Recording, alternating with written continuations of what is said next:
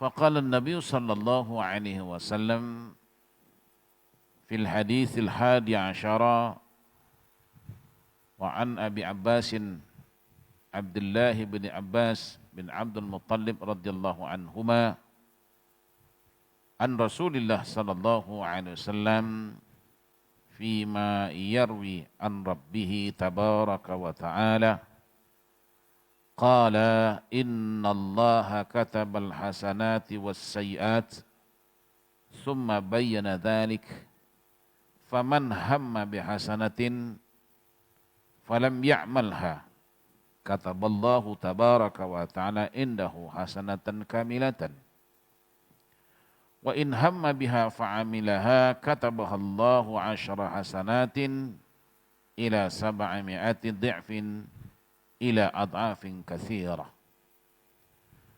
wa in hamma bi sayyi'atin falam ya'malha kataballahu ta'ala indahu hasanatan kamilatan wa in hamma biha fa'amilaha kataballahu sayyi'atan wahidatan. Muttafaqun alaih. Allah berfirman dalam Al-Quran yang bermaksud tidaklah diperintah kamu beribadah atau menyembah Allah melainkan ikhlas semata-mata mengikuti perintah agama. Nabi kita SAW bersabda dalam hadis yang ke-11 ini, yang artinya dari Abul Abbas, yaitu Abdullah bin Abbas bin Abdul Muttalib radhiyallahu anhuma, dari Nabi SAW dalam suatu huraian yang diceritakan dari Allah tabaraka wa ta'ala, di mana hadis semacam ini disebut namanya hadis qudsi. Hadis qudsi. Di mana di situ Allah Subhanahu wa taala berfirman, sesungguhnya Allah taala itu mencatat semua kebaikan dan keburukan. Kemudian menerangkan yang sedemikian itu, yakni mana yang termasuk hasanat, yakni kebaikan, dan mana pula yang termasuk yang namanya sayiat, yakni kejahatan. Maka barang siapa yang hendak mengerjakan kebaikan, kemudian tidak jadi dia lakukan, tak jadi dibuatnya, maka dicatatlah oleh Allah yang Maha Suci dan Maha Tinggi sebagai suatu kebaikan yang sempurna di sisinya. Dan barang siapa hendak mengerjakan kebaikan itu kemudian jadi dia melakukannya, maka dicatatkan oleh Allah sebagai 10 kebaikan di sisinya sampai menjadi 700 kali lipat ganda. Bahkan dapat sampai jadi berganda yang amat banyak sekali, maknanya tak terhitung. Selanjutnya barang siapa yang hendak mengerjakan keburukan kemudian tidak jadi melakukannya, maka dicatatlah oleh Allah Ta'ala sebagai satu kebaikan yang sempurna di sisinya. Dan barang siapa yang hendak mengerjakan keburukan itu kemudian ia lakukan, maka dicatat oleh Allah sebagai satu keburukan satu saja di sisinya. Muttafaqun alaih. Hadis ini adalah hadis yang sahih. Maha benar Allah dengan segala firman-Nya dan benarlah Nabi dalam berbagai sabdanya. Puji syukur kita kehadrat Allah Subhanahu wa taala, di pagi hari ini kita diberi lagi peluang oleh Allah untuk bernapas. Artinya Allah beri kita peluang hidup. Semoga kehidupan kita hari ini dapat kita isi dengan apa? Ilmu, iman, dan amal. Semoga kita hidup hari ini lebih baik daripada semalam. Dan besok pula pastikan lagi lebih baik daripada hari ini. Sehinggalah kita bertemu dengan Allah dalam keadaan baik. Ya, sebagaimana Nabi kita meminta kepada Allah melalui doa baginda, Allahumma ja'al khaira ayyami yawma alqaka fi. Kata Rasulullah, ya Allah jadikanlah hari yang terbaik bagiku, ialah hari di mana aku bertemu denganmu ya Allah. Maknanya kedatangan kita di pangkuan Allah, Allah terima dengan penuh keredaannya. Dalam arti kata lain, ada orang yang datang kepada Allah, Allah tidak menggubrisnya, tidak mau memandangnya. Artinya apa? Orang ini kata Nabi tatkala dicabut nyawanya oleh malaikat maut, maka malaikat maut membawa ini nyawa seseorang ini ke hadapan Allah untuk nak memastikan bahawa fulan bin fulan atau fulanah binti fulanah ya Rabb ya Tuhan, yang telah engkau perintahkan aku mencabutnya sudah aku cabut. Buktinya ini. Lalu ketika itu diterima oleh Allah. Nah, inilah dia rohnya atau nyawanya orang-orang saleh yang tadi dia diredai oleh Allah. Adapun sebaliknya, malaikat maut mencabut nyawa hamba Allah yang durhaka, yang bergelumang berkecimpung dengan berbagai maksiat. Tatkala malaikat maut hendak membuktikan rohnya ini sudah dicabut, Allah Ta'ala maha tahu. Allah Ta'ala maha tahu. Maka ketika itu Allah Ta'ala tidak mau menerima orang ini. Kalau tak mau terima, tak apa. Malah diperintah oleh Allah kepada malaikat maut tadi itu, buangkan atau campakkan dia. Bayangkan itu ya. Disuruh campakkan oleh Allah. Buangkan dia.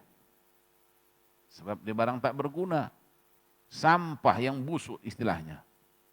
Buangkan. Maka ketika itu dibuanglah dia daripada istilahnya langit ketujuh sana sampai ke bawah bumi ini. Sedangkan seseorang yang jatuh daripada blok tingkat 13 saja ke bawah apa jadinya? Berkecai kan? Maka ini tadi begitu. Jadilah seseorang yang tadi dicampakkan itu, dicampakkan roh itu mana sama dengan badan-badan sekali lah. Nah, ya.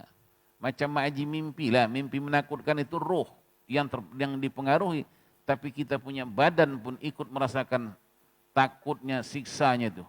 Kalau mimpi-mimpi yang menakutkan.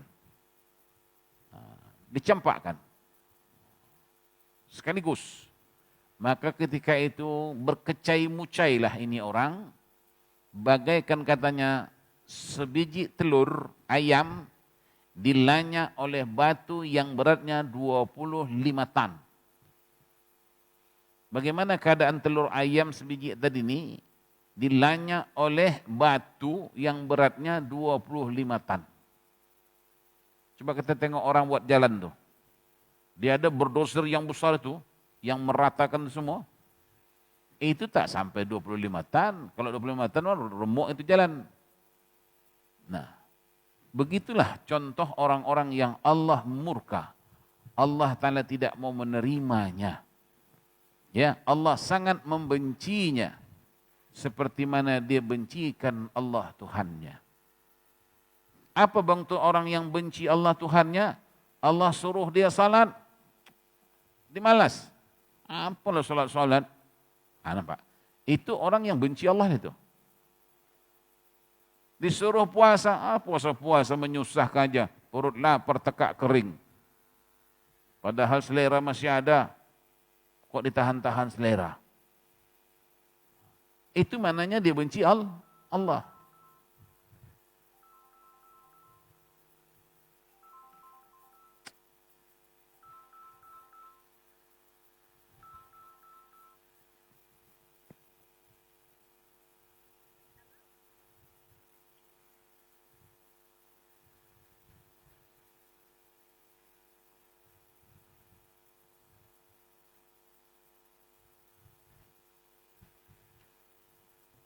Ini orang bank nih, dia tahu kita orang kaya kan, hari-hari hubung.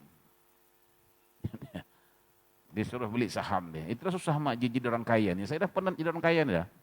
Bank bolak-balik telepon aja ya.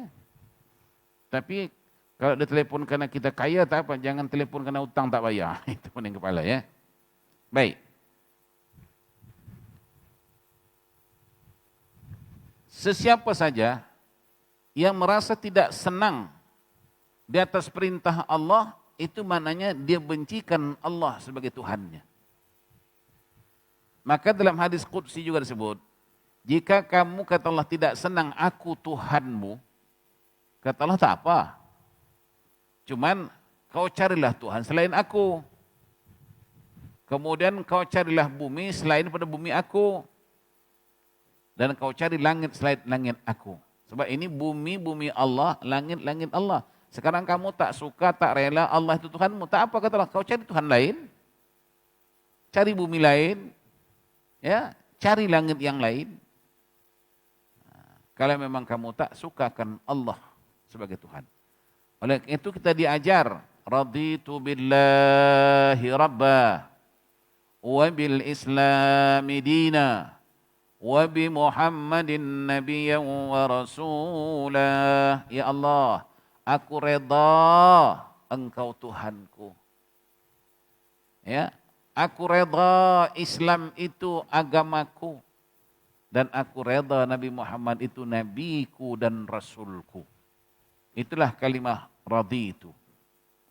Kemudian di dalam ayat Al-Quran, apa kata Allah? Wa raditu lakumul Islam madina. Kata Allah, aku reda pula Islam itulah agama untuk kalian. Mana itu yang paling terbaik di antara baik-baik lainnya. Nah sekarang kau tak reda. Suruh puasa, mengeluh. Suruh berzakat, ngomel. Suruh haji, tangguh-tangguh. Daripada tahun depan ke tahun depan. Dari tahun depan ke tahun depan, las-las dia pakai kain kapan. Oleh karena itulah Nabi kita SAW mengingatkan, manakala perintah Allah itu boleh kamu buat di pagi hari, jangan tunggu ke sore harinya. Kalau perintah itu di sore hari, jangan tunggu sampai ke pagi hari. Bermakna kalau tunggu itu maknanya engkau tak rela. Hayya 'alas shalah. Itu maknanya waktu sudah tunggulah sekejap lagi lah.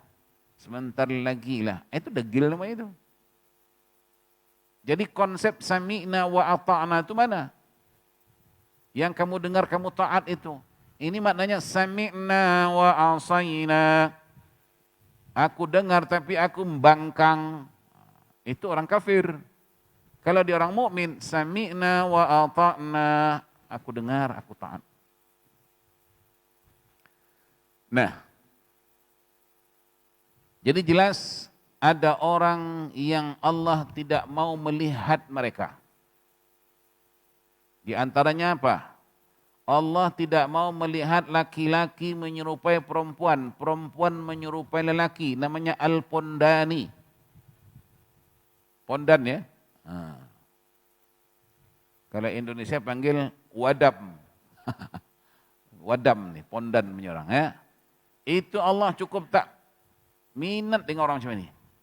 Ya. Laki-laki menyerupai perempuan, perempuan menyerupai laki. Ini Allah pada hari akhirat tak mau pandang ini orang. Usahkan Allah. Kadang-kadang kita pun jijik nengoknya. Ya Allah. Nak buang muka kita nanya. Ya. Apalagi Allah tadi. Kita kadang-kadang menengoknya pun meluat. Ada tuh satu manusia tuh, saking kan dia mempertahankan kebodohnya tuh, dia kata aku nak murtad tau. Nak murtad dia. Sebab kunung-kunungnya dia tidak mau dilabelkan laki-laki, padahal dia lelaki. Mak Haji kenal lah orang itu, kenal kan? Baik. Kemudian siapa lagi yang Allah Ta'ala tak pandang? Kata Rasulullah, Allah tak pandang orang tua wa ima laki-laki wa ima perempuan tapi berzina. Dah tua tak kengkang-kengkang laki berzina lagi.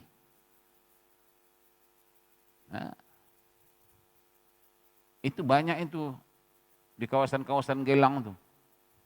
Dah tua-tua aku tengok la ilaha illallah. Tak sikit pun dia malu. Kita pula kadang-kadang malu tengok dia. Ya. laki-laki atau perempuan yang sudah tua tapi masih lagi berzina. Ya, itu Allah Ta'ala tak mau tengok orang ini pada hari pertemuan nanti. Allah tak mau jumpa orang ini. Jadi elakkan diri kita daripada hal yang demikian. Sebab itu adalah tanda kecelakaan. Di mana Allah tak terima kita. Kalau Allah tak terima kita, nak pergi ke mana kita? Wal'iyadu billah, kita berlindung kepada Allah. Baik. Dalam hadis yang kita baca ni, maknanya simpel saja. Di sini sebut, jika sesiapa yang berniat baik. Nah, ini niat, kita masih lagi bab niat ni kan? Barang siapa yang berniat baik, nak melakukan sesuatu kebaikan. Okey? Memang dia nak buat kebaikan itu. Kemudian tak jadi dia buat. Tak jadi itu sebab halangan yang tak boleh dielakkan. Kita sering contohkan untuk supaya mudah faham. Tadi malam Mak Haji nak bangun salat tahajud. Itu kan dia niat baik itu kan. Nak bangun tahajud dia. Memang betul-betul nak bangun. Tapi alhamdulillah tabarakallah, ya, usahakan tahajud, subuh pun hanyut. Sekali bangun pukul 8. Nah, Mak Haji ni sudah dicatat Allah Ta'ala satu pahala. Nah, tapi betul-betul engkau mau buat, kemudian tak jadi buat tu bukan kena malas dan sebagainya. Jangan berarti nak bangun malam, dah terbangun sekejap lagi, itu dia. Itu habis. Itu bukan maknanya engkau tak bangun, ya. Engkau malas jadinya. Ini tidak, memang dia tak terbangun langsung, mungkin bangun pukul astagfirullahaladzim. Pukul 8 pagi, mana lagi subuh, tahajud mana lagi. Ya kan? Tapi walau bagaimanapun hamba Allah ini sudah mendapat satu pahala. Kemudian disebut situ apa? Dalam hadis yang tadi ada kalimat yang kita baca ya. Faman hamma bihasanatin falam ya'malha kataballahu tabaraka wa ta'ala indahu hasanatan kamilatan. Di situ ada Nabi sebut indahu hasanatan kamilatan. Di sisinya ada satu kebaikan yang sempurna. Ada disebut situ kamilatan. Maknanya betul-betul Allah beri dia pahala yang sempurna. Padahal tak jadi buat. Itulah Mak Haji Pak Haji, hasil berniat baik itu. Yang dulu dinyanyikan oleh Nur Asyah Jamil, baik sangka satu pahala. Kan itu? Baik sangka satu pahala. Kemudian kata Allah Ta'ala, ini hadis Qudsi. Hadis Qudsi ini Mak Haji, lafaznya daripada Allah, maknanya dari Nabi. Kalau Quran, dia menghampiri Quran ya. Setelah Quran, hadis Qudsi lah. Hadis Qudsi ini dari apa? Labzuhu minallah wa ma'nahu minar rasul. Lafaznya, maka sebut qala Allah. Ya. Qala Allah Ta'ala, kan sebut itu. Padahal ini bukan Quran. Ini bukan Quran, ini hadis. Namanya hadis apa? Hadis apa tadi? Qudsi. Nah, kemudian kata Allah, seseorang yang berniat baik, kemudian dia lakukan niat baiknya tadi itu. Maknanya niat dia itu dibuktikannya. Mana dia buat. Tadi niat tapi tak buat sebab terhalang ya. Ini langsung buat, dibuatnya. Maka kata Nabi, Allah tuliskan dia pahala sebanyak 10 kali ganda, malah boleh mencecah 700, malah boleh lebih daripada itu. Yang disebut ila at'afin katsirah, lebih daripada 700 itu. Jadi niat baik, kemudian niat baiknya itu dilakukannya, maka dengan demikian kata Nabi, Allah beri dia pahala 10 hingga 700 hingga tak terhitung. Jadi jangan kita memilih-milih berbuat baik. Besarkah, kecilkah, jangan kira. Penting kita berbuat baik. Sebab Maji, istilah kecil di sisi Allah Ta'ala itu enggak ada. Walaupun bilangannya sama. Contoh gini, barang siapa yang melangkahkan kakinya pergi ke masjid, oke, Allah hapuskan bagi orang ini 1 dosanya. Dan Allah naikkan derajatnya 1 derajat. 1. Ini saya nak cakap tentang 1 nih, ini Allah ya. 1 Allah ini tak sama seperti 1 kita. Kalau kita 1 ini, contohlah, Pak Haji ini berderma $1. $1. Sesuai dengan kedudukan Pak Haji ini. Dia tidak orang kaya dan juga dia tidak orang miskin, tapi dia orang sederhana. Dia berinfak $1. Oke lah. Tapi Allah mengatakan 1 di sini bukan $1 istilahnya, mungkin 1 juta. 1 juga, tapi jumlahnya berlainan. Kita kalau 1. Kalau Allah ini 1, mungkin 1.000, 1 juta, 1 billion. Sesuai dengan kekayaan, keagungan, kemuliaan Allah itu sendiri. Jadi jangan 1 tak payahlah. Kalau engkau pergi ke masjid tu, 1 langkah kamu dapat 1 puasa, dihapuskan 1 dosa aja apa. Sedangkan dosa aku 21 umpamanya. Lepas aku bolak-balik masjid tu 21 kali umpamanya. Bukan begitu Maji. 1 yang disebut oleh Allah itu, macam saya katakan tadi, mungkin 1.000, 100.000, 100 juta, 100 billion, dan 1 lainnya. Itu dimaksud daripada 1 sampai 10, mencecah 700 dan hingga tak terhingga. Ad'afan katsirah. Ad'afin katsirah ya. Ila ad'afin katsiratin. Sehingga tidak terhitung. Nah, kata Rasulullah, barang siapa melaksanakan penyembelihan ibadah kurban, maka pahala yang didapat oleh mereka yang berkorban ini banyaknya sebanyak bulu-bulu binatang yang dikorbankannya itu. Mak Haji sembelih 1 ekor kambing. 1 ekor kambing. Allah Ta'ala juga balas pahalanya sebanyak-banyak. Sebanyak 1 ekor bulu kambing itu. Sama-sama 1 kan? Nah, tapi 1 kita 1 ekor kambing itulah. Allah beri kita pahala 1 ekor kambing itu, tapi sebanyak bulu 1 ekor kambing itu. Jadi kalau Haji tak puas hati, hitung anak beranak bulu kambing itu. Itu pun ada sahabat yang bertanya lagi, ya Rasulullah, yang namanya kambing itu ada bulu kasar, ada bulu halusnya. Bulu halus itu dengan saufun. Saufun itu bulu halus, macam bulu di pipi-pipi kambing itu ya. Itu kan halus-halus. Itu bagaimana ya Rasulullah? Kata Nabi, hatta saufun. Hatta juga bulu-bulu halusnya itu. Yang ini membuktikan 1 yang kamu buat, beribu Allah balas. Jadi maksud saya sampaikan apa? Jangan kita berhitung dari segi ibadah. Alah ini sunat aja. Kununnya sunat tu pahala sikit lah kunun tu. Ini 1 aja. Pikirnya 1 tu macam $1 tadi. Ini berkenaan dengan siapa? Berkenaan dengan Allah Subhanahu wa Ta'ala. Nah, paham itu Pak Haji? Nah, baik.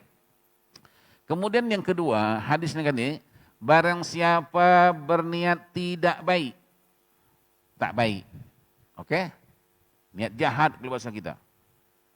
Tapi tiba saatnya niat jahatnya ini tak jadi dilakukan dia. Tak jadi dilakukannya itu atas dasar keinsafan. Bukan seperti saya ceritakan, ada orang tak jadi buat baik sebab tempat dia nak buat jahat tu ada orang. Umpamanya dia nak curi jambu Mak Haji tu. Dia tak jadi curi.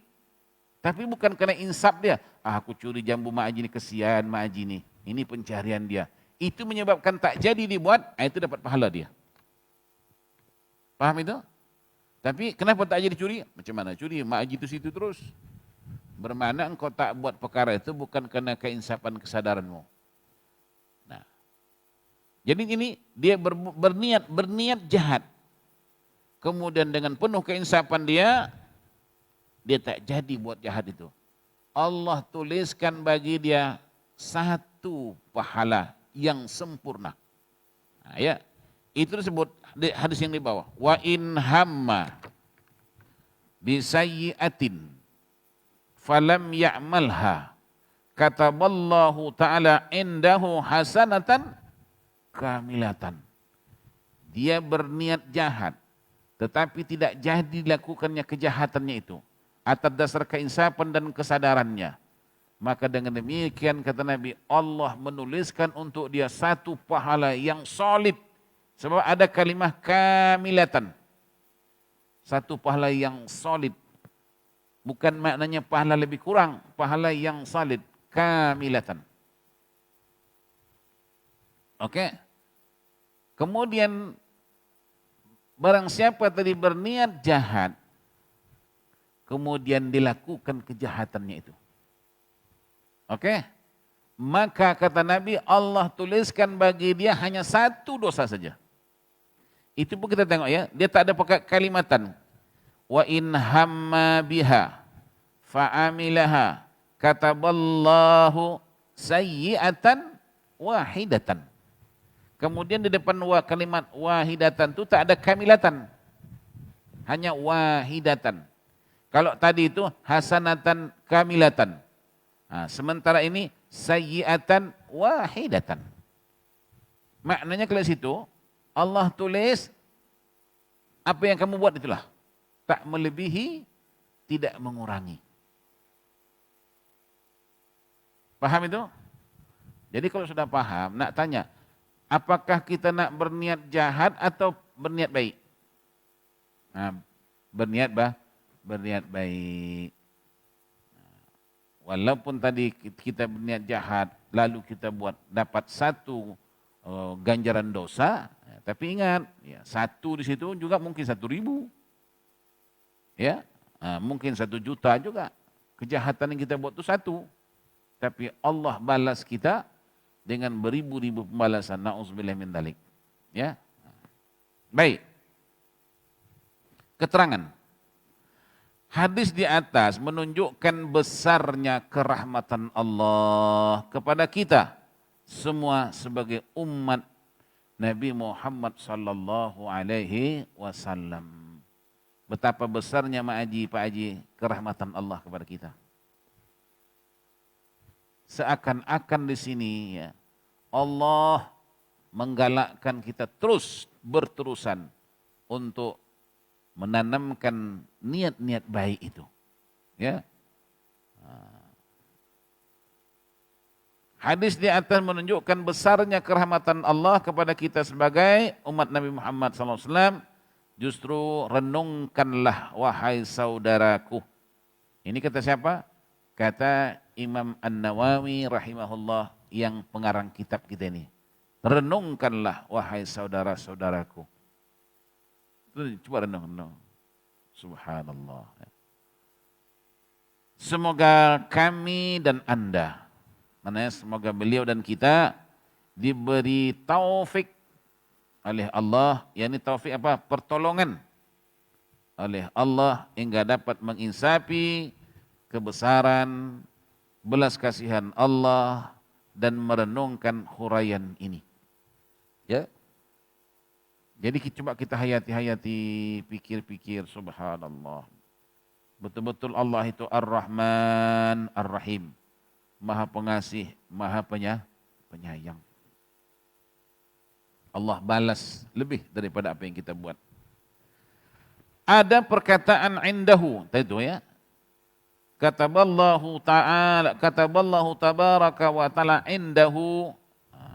Nampak itu kalimah indahu? Indahu artinya apa? Baginya Allah. Maksudnya apa? Maksudnya baginya Allah itu adalah suatu tanda kesungguhan Allah dalam memperhatikan sesuatu itu. Itu makna hakikat daripada indahu. Indahu hasanah. Adalah suatu tanda kesungguhan Allah dan kerahmatan Allah dalam memperhatikan sesuatu itu. Juga ada di sana itu perkataan atau kalimah kamilatan, hasanatan kamilatan. Nampak itu kalimah kamilatan? Nampak Maji? Yang ditutup mulut, hidung ya, mata jangan. Jangan pula sambil-sambil tutup hidung, tutup mulut, tutup mata sekali lah. Jangan. Ya. Maka saya tanya, nampak kan? Maji. Ustaz, kenapa Mak Haji je tanya? Pak Haji tak tanya. Pak Haji tak ada yang tidur sebab di depan. Makanya adab murid. Kalau kita belajar kitab Syiarus Salikin, salah satu di antara adab murid kepada guru itu, yang di antaranya ada 7 ya. Di antara 7 itu, hendaklah duduk di bahagian depan. Supaya apa? Nampak muka tuk guru. Kata Nabi, an-nazru ila wajhil alim ibadah. Manakala kamu melihat wajah-wajah orang alim, ulama-ulama, itu ibadah. Tapi kadang-kadang pula kita pilih tempat yang paling belakang. Supaya apa?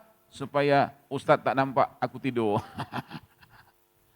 Nah, khamsatun minal ibadat, kata Rasulullah, ada 5 macam yang dia digolongkan pahala. Di antara 5 tadi itulah an-nazratu ilal mashab, melihat Al-Quran, tengok Quran tu, pahala. An-nazru ilal Ka'bah, sekarang nak tengok Ka'bah dah susah dah. Tengok dalam kaca TV tu kan, nak tengok dekat tu tak boleh lagi dah. Kata Nabi, an-nazru ilal Ka'bah, melihat Ka'bah tu pahala. Subhanallah. Macam mana tak pahala? Ini Ka'bah adanya sejak zaman Nabi Allah Adam. Sampai giliranku aku boleh melihat, menatap dan menyentuhnya. Subhanallah. Yang itu tidak mungkin didapati oleh semua orang. Usahakan orang-orang yang jauh-jauh, orang dekat. Ada anak pergi haji berulang kali, bapak mak tak pernah pergi pun. Meninggal orang tua tu kan. Arwah bapak aku tak dapat pergi haji Ustaz. Sementara aku anaknya umrah, haji umrah. Malah aku buka terapul lagi Ustaz. Oh, nampak tu? Ini rezeki. Yang saya katakan tadi, tak semua orang dapat melihat Ka'bah. Dan yang paling aneh, ajaibnya, dia pergi Mekah, sudah masuk dalam Masjidil Haram, dia tak nampak Ka'bah. Ustaz, Ka'bah mana? Waktu ditanya macam itu, kita dalam hati, ini something wrong punya orang. Ka'bah sebesar-besar tidaknya tersergam tu dia boleh tak nampak. Ini Mak Haji jangan kita rasakan, mana mungkin Ka'bah macam itu. Kadang-kadang Mak Haji, dalam hidup kita tu ditunjukkan Allah Ta'ala. Mana jam aku? Jam aku mana? Padahal jam tu lengan dia. Pernah tak Mak Haji macam itu? Itu dia lah tu.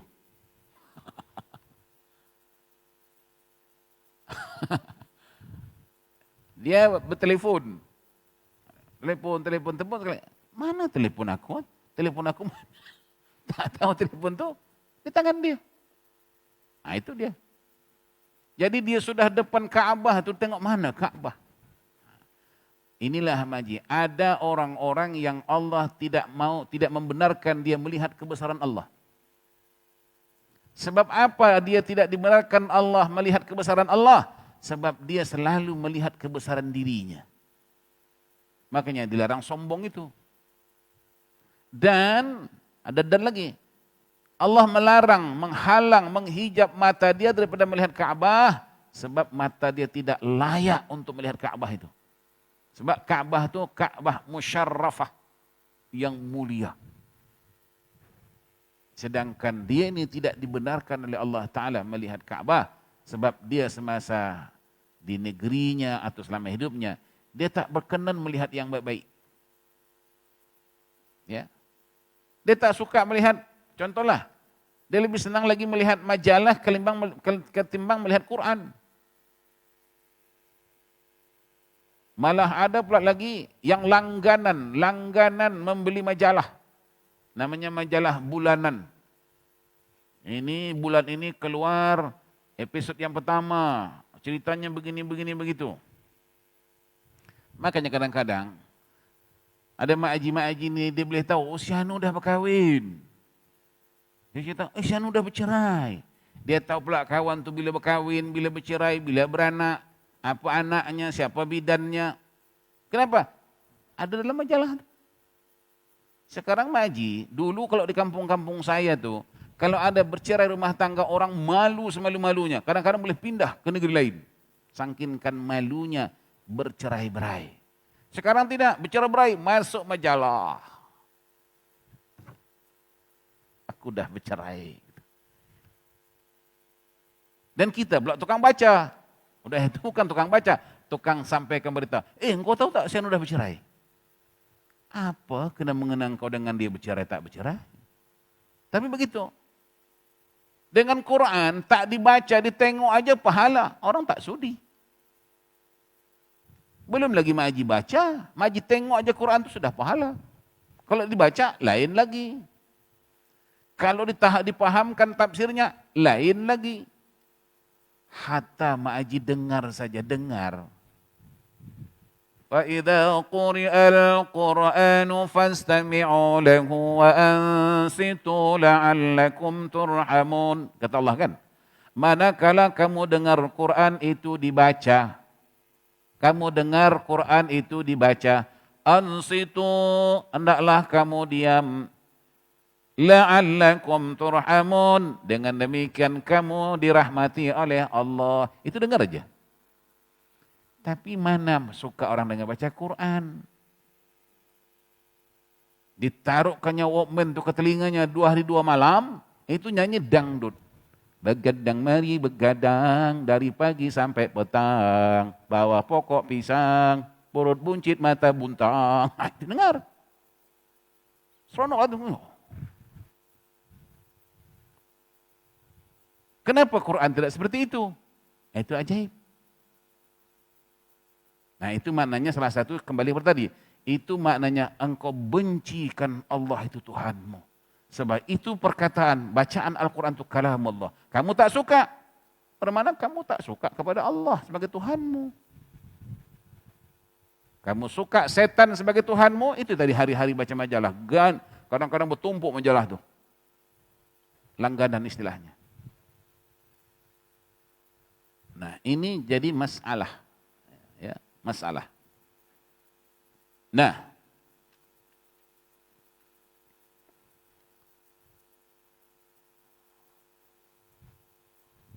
ada satu kalimat apa tadi? Kamilah.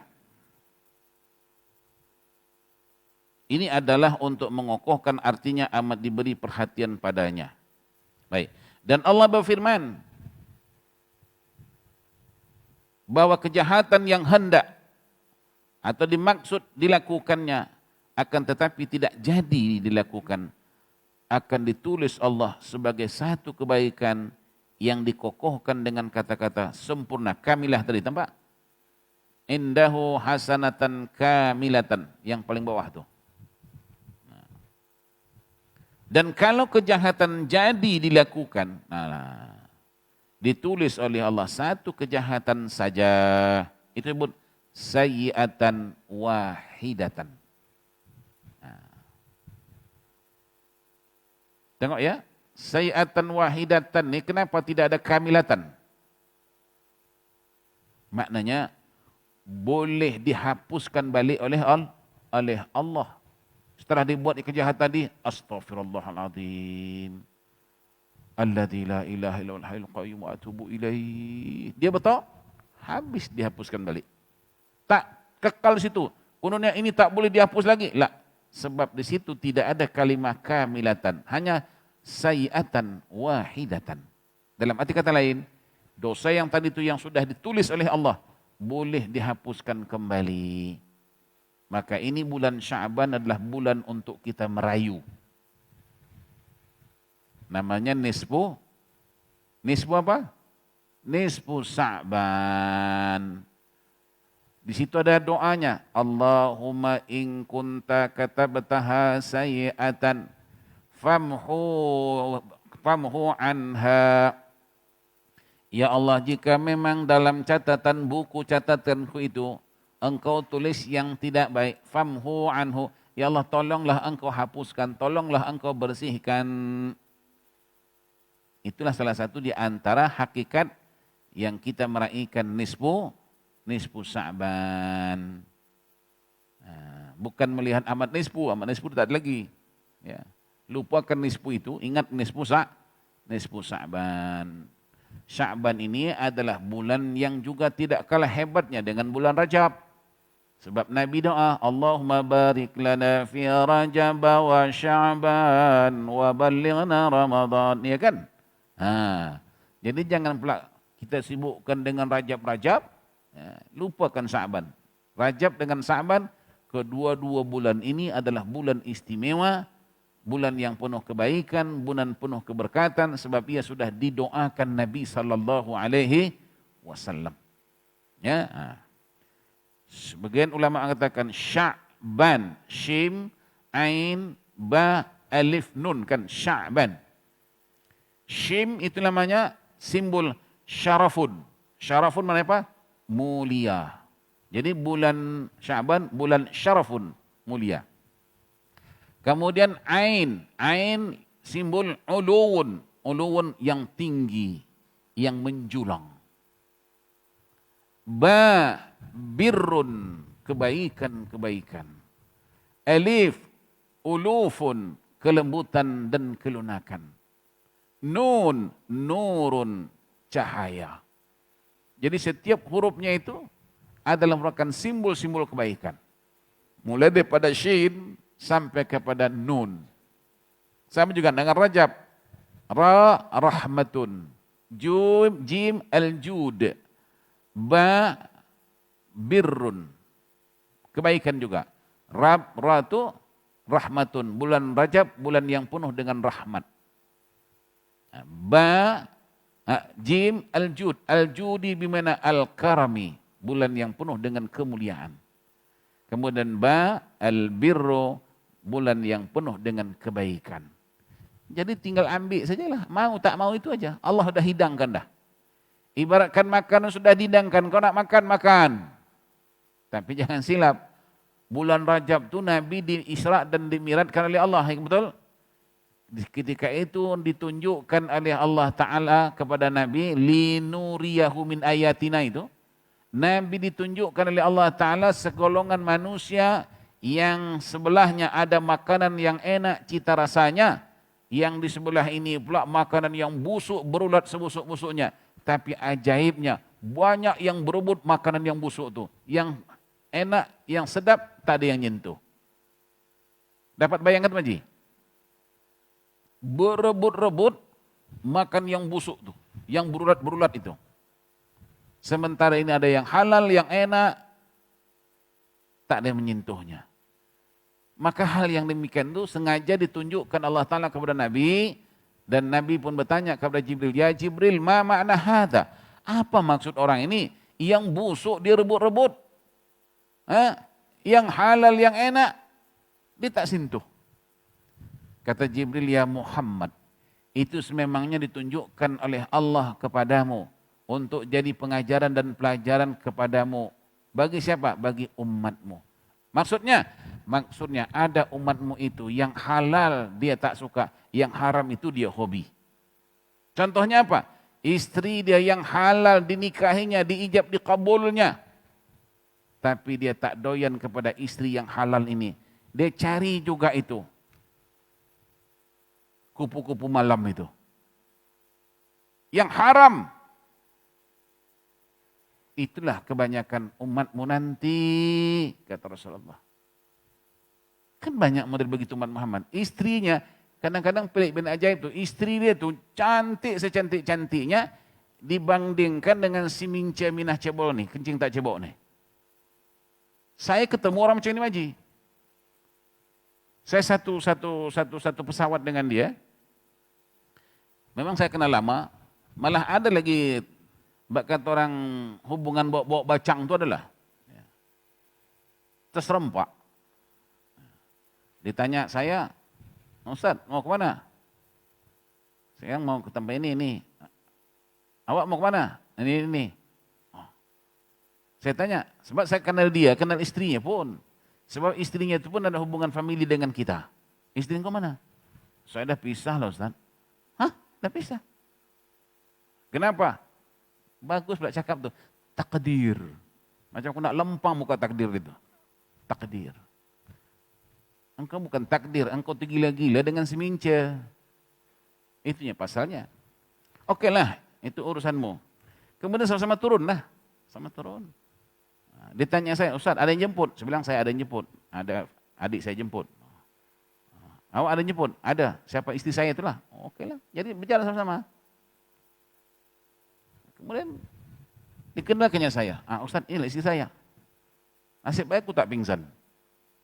Terperanjat badak aku betul. Hah? Sampai saya katakan tadi, saya tahu istri yang itu, yang halal tadi itu. Macam mana engkau boleh ini terpaut, terikat dan tertarik dengan ini? Inilah dicontohkan Nabi. Ada yang halal, yang bagus, engkau tak minat. Yang busuk, yang benanah, yang betorik itu engkau suka. Nah, ada orang macam itu. Macam katakan tadi. Mendengar Quran itu, paham ke tak paham, pahala. Tak mau. Baca Quran itu, engkau ngerti tak ngerti, pahala sudah ada. Tapi tak mau. Inilah contoh-contoh, saya katakan tadi, orang yang tidak suka Allah itu sebagai Tuhannya. Jadi jika ada sesiapa di antara kita dalam hati seperti itu, tubu qabla an tamutu. Bertabatlah sebelum mati. Tobat. Ya. Hendaklah kita change hidup kita, tukar. Sekarang-kadang orang sebut tukar cara pemakanan. Oh, cara pemakan tukar. Pasal apa? Nak langsing, nak lawa. Tukar cara makanan, bagus. Tapi cara hidup engkau nak tukar juga. Kalau dulu engkau tak pernah kiblat, sekarang kenallah kiblat. Kalau dulu engkau benci dengan Quran, sekarang tanamkan cinta dengan Quran, change jugalah. Jangan pimai-pimitang tu juga engkau. Sudah tahun 2021, engkau baca Quran, sembahyang hanya 4 kul je bolak-balik. Kul kafirun, kul huwallah, falaq, qul bin nas. Sudah tahun 2021. Makanya kalau ada ma'aji macam itu, ma'aji salat, malaikat yang catat itu tak buka mata. Dia dengar ma'aji je. Allahu Akbar. Ini ma'aji kul lah. Ma'aji belum siap dia tulis dah. Tak pernah berubah surahnya. Dia puas hatilah dengan hafal 4 kul itu. Puas pula tu. Tapi bab dunia kau tak puas-puas. Sudah itu, nak ini, nak itu. Tak puas-puas. Kenapa bab ibadah tu sudah cukup? Dah boleh lah Ustaz. Dah hafal 4 kul. 4 Ustaz, bukan 1. 4 tahu. Oh yo. Seolah-olah Quran tu hanya 4 surah tu je. Udah itu minta surga. Ya Allah masukkan aku dalam syurga. Surga mana? Bolehkah surga dibayar dengan 4 kul tu? Ini juga kata Imam Ghazali. Kadang-kadang ni kau doa ni kadang tak patut. Kau sembah Allahnya sekian, kau minta sekian banyak lagi. Muka tak malu. Baru sembahyang satu waktu doa, ya Allah, ya Rahman. Malaikat bingung. Baru kenal Tuhan kok mintanya banyak gitu. Macam Mak Haji punya kawan lah, baru kenal hari ini, begitu kenal minta itu, minta ini, pinjam itu, pinjam ini. Mak Haji heran tak? Ini manusia ke jin nih? Jangan-jangan nih jin nih. Baru kenal sekali, baru itu kok banyak sangat permintaannya. Ada juga manusia macam itu, baru kenal Allah Ta'ala, baru kenal masjid. Oh doanya menjela-jela entah apa-apa. Aku, kata Nabi Ayub, Nabi Allah, aku Nabi Allah. Pun nak minta kepada Allah pun kadang-kadang malu.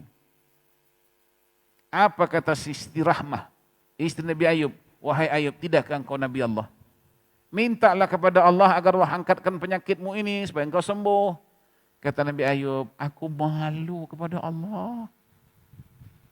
Aku malu kepada Allah. Apa yang kau malukan? Ya, berapa lama Allah kasih aku kesenangan, kebahagiaan. Takkan sakit sebegini aja aku sudah mengeluh, merintih, minta itu, minta ini. Malulah aku. Itu Nabi.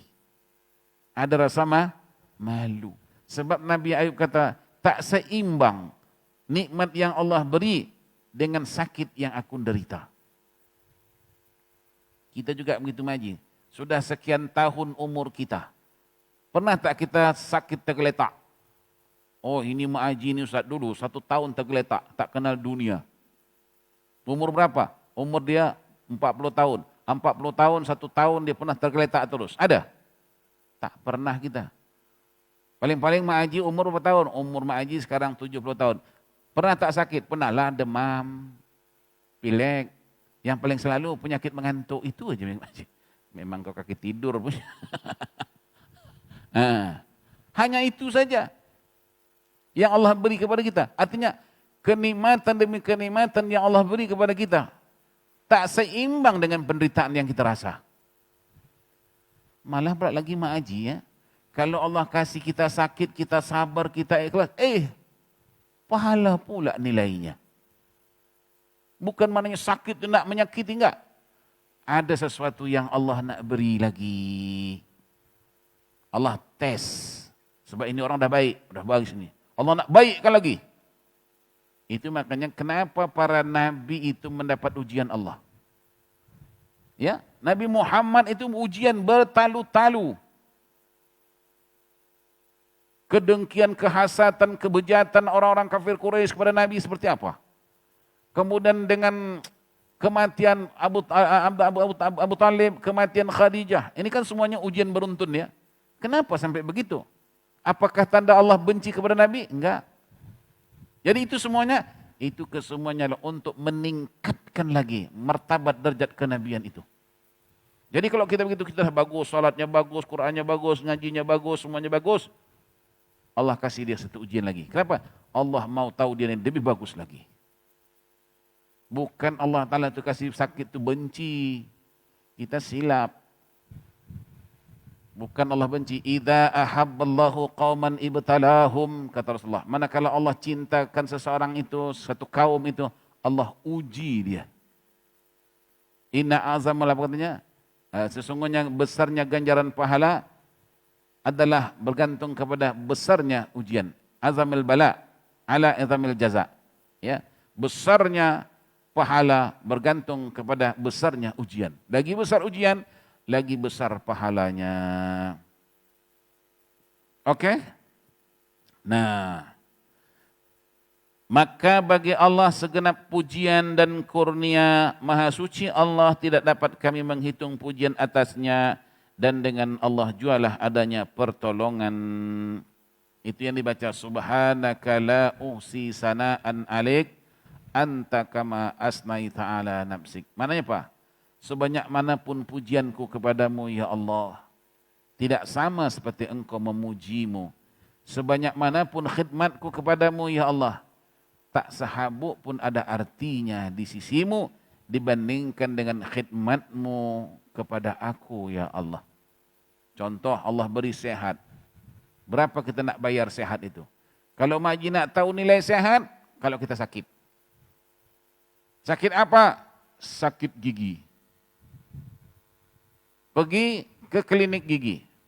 Jumpa dokter, saya nak pasang gigi. Nah, gigi tanam.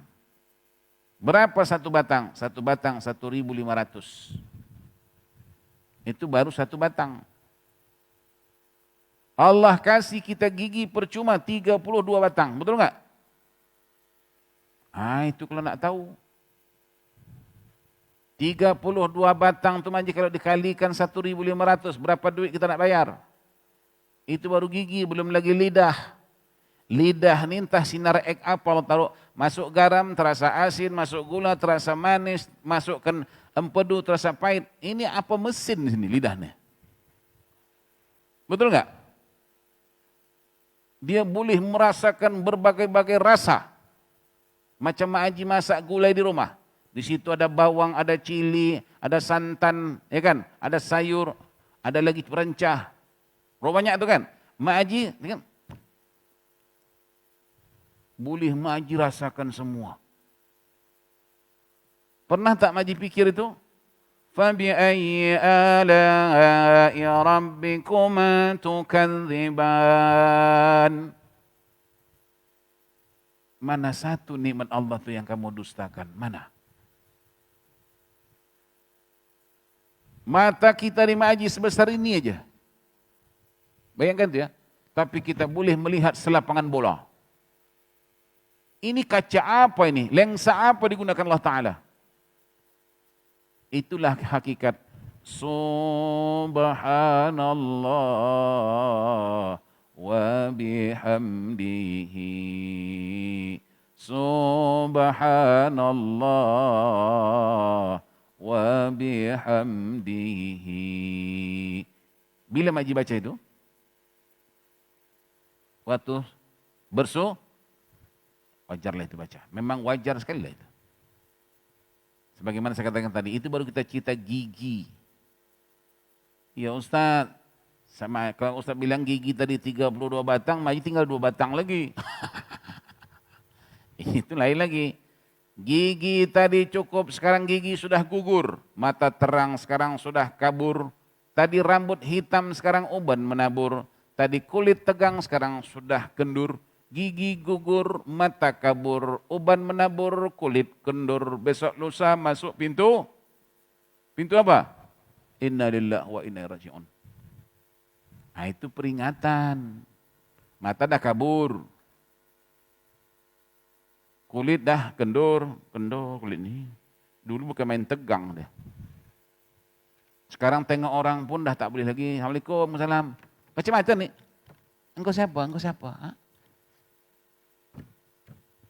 Oleh kerana itu kadang-kadang Mak Haji, cermin mata ni lebih besar pahalanya, walaupun lebih murah harganya ketimbang kasut dengan beg Mak Haji itu. Betul tak? Dengan adanya kacamata ini kita boleh baca Quran nampak terang. Disupport oleh cermin mata. Betul tak? Boleh tak Mak Haji kabur mata Mak Haji ambil beg yang Mak Haji beli 5,000 tu macam gini. Nampak? Kiamat engkau. Tapi pelik bin ajaib, orang masih lagi mampu membeli benda yang mahal seperti itu, yang kacamata tadi tak mampu. Udah lagi lensa itu dah tak sesuai lagi. Assalamualaikum, salam, engkau siapa? Engkau siapa? Gantilah cermin mata engkau tu. La ilaha illallah. Udah tahun 2021 kacamata itu juga. Itu pun dapat masjid dulunya. Nah, itu nampak kesilapan kita itu. Ini juga mananya orang yang tak sukakan Allah dari itu. Kalau sukakan Allah bukan begitu. Orang yang sukakan Allah itu yang namanya Allah wa tujahiduna fi sabilillahi bi amwalikum wa anfusikum dzalikum khairul lakum in kuntum ta'lamun. Kan disebut dari Allah itu. Kalau memang benar-benar kamu cinta Allah, kamu tak takut untuk berjuang di jalan Allah. Kena nak baca Quran, perlukan kacamata, aku beli. Itu contoh yang mudah. Kita tidak tahu, mungkin kacamata kita ni nanti yang menyebabkan kita masuk surga, kita tak tahu. Sebab apa? Contohnya ni, kalau kacamata ni tak ada, kita tergendala baca Quran, betul? Tapi dengan ada kacamata, boleh baca Quran. Tidakkah itu satu aset yang paling besar? Kacamata kita itu. Itu contoh-contoh yang mudah-mudahnya lah Mak Haji. Yang kadang-kadang memanglah kata Buya Hamka, kita kadang-kadang yang kecil-kecil ini kita tak fikir sangat. Mana ada orang ingat kesehatan, lapang waktu itu nikmat. Waktu sehat mana kita rasa nikmat tu, sehat tu nikmat. Bila kita rasakan sehat tu nikmat, manakala sakit. Oh, nikmatnya lah sakit tu. Apa sehat tu? tatkala kita rasa sakit. Betul nggak Ji? Betul kan? Nah, udah betul baliklah kita. Insya Allah minggu hadapan kita akan sambung pula hadis yang ke-12. Ini hadis yang ke-12 nih adalah cerita yang sungguh memberikan pengajaran dan pelajaran kepada kita, yang insya Allah ini akan kita bicarakan pada minggu yang akan datang insya-Allah taala birahmatillahi wa karamihi minal aminin. Sebab sebentar lagi ada